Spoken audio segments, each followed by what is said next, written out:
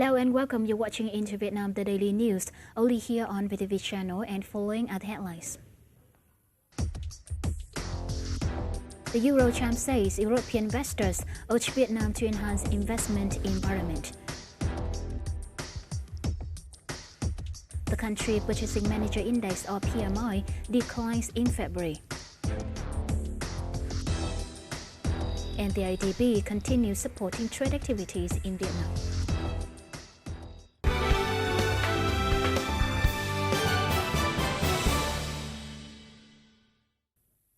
The European Chamber of Commerce in Vietnam, or EuroCham, announced to launch the Whitebook 2016 on March the 2nd in Hanoi.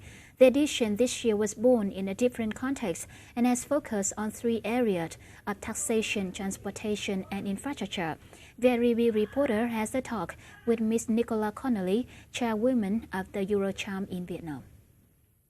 First of all, Ms. Connolly, thank you so much for joining our program on VITV channel. In comparison with the previous edition, what are the differences of the 8th edition of the Whitebook 2016? There's quite a few. We have 14 sector committees within EuroCham. We've looked at from over the last 7 years. The main ones are really across the board. We've had improvements with the HR sector committee in terms of work permits. The tax sector committee, we've had improvements in terms of streamlining the tax process.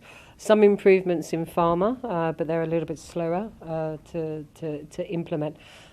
The 2016 Whitebook launched by EuroCham highlighted three issues of the taxation, transportation, and the infrastructure. Can you specify the reason why the EuroCham picks out the three main items for the Whitebook in 2016? In terms of tax, what we're looking for is better and more streamlined in terms of processes. Vietnam's reduced, I think, by 400 hours the amount of time it takes to fill in tax returns. More have gone online, which has benefited European companies. For the tax, really, we need to see better definitions in terms of the tax incentives, what they are, how you can have them, and then also making sure that they're actually stuck to as well. There's been some slight changes with that. In terms of infrastructure, I think the main thing really for the infrastructure is really to allow European companies to actually tender and be part of big infrastructure projects.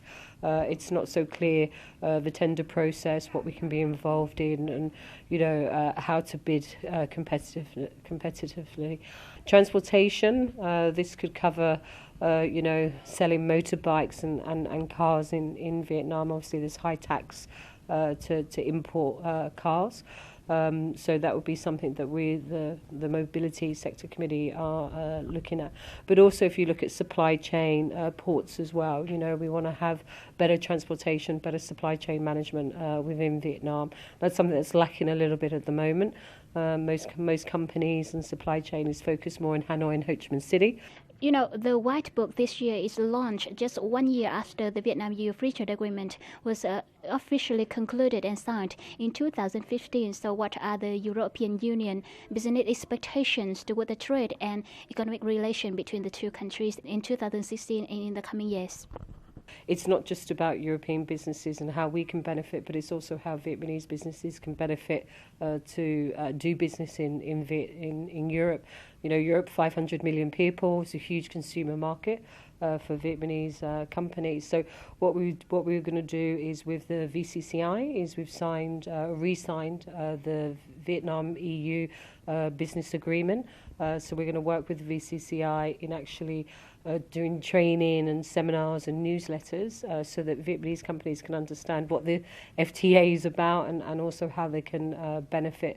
But I think there's European companies that are very much looking to continue to invest in Vietnam, and to continue to promote Vietnam as an FDI destination. Thank you so much for your informative sharing today. Okay, thank you very much for having me.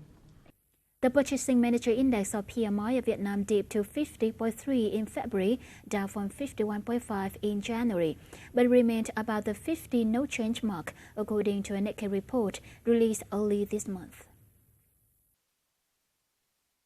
February saw a further modest improvement in business conditions in the Vietnamese manufacturing sector as growth continued in output, new orders and employment, but the respective increases in each of these areas were weaker than seen in January. According to respondents, lower oil prices was the main factor leading costs to decline. According to market, the Vietnamese manufacturing sector saw growth weaken in February as fragile global demand hampered efforts to sustain the momentum gained at the start of the year.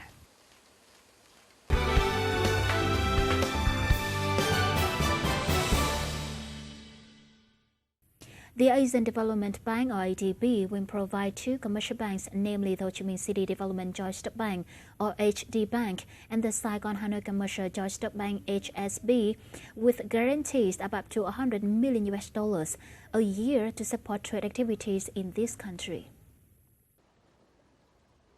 Mr. Seven Beck, ADB head of trade finance, said ADB and its new Vietnamese bank partners will support exporting and importing companies, including small and medium-sized enterprises, thus help boost economic growth and create jobs. The Republic of Korea Exchange will sell a security trading system to Vietnam in March. The head of KRX, Mr. Choi Kyung-soo, will come to Vietnam in late March this year to sign a $28 million contract to sell an integrated information technology system that monitors transactions, payments, and securities market to the Southeast Asia country. The system is expected to be officially transferred to Vietnam in the first half of this year. KRX said this is the first time it has sold such a system to another country. It will continue to bolster cooperation in related fields with Vietnam.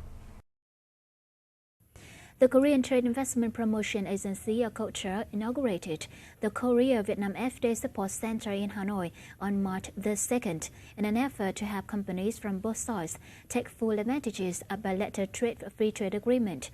The center aims to provide enterprises with not only accurate information on the Vietnam-Korea FTA, but also support those who face difficulties, particularly in terms of non-tariff trade barriers and certificates of origin of granting.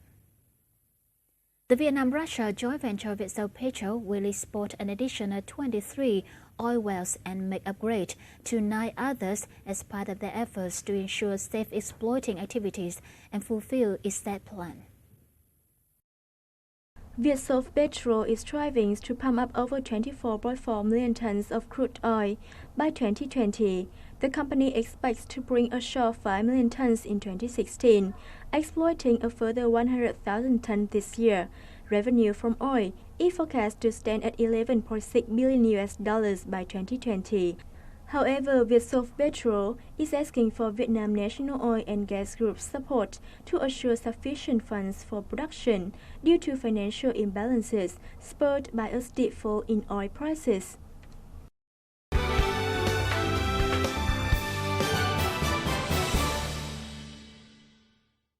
And the final part is summary of local gold prices, forex and stock market.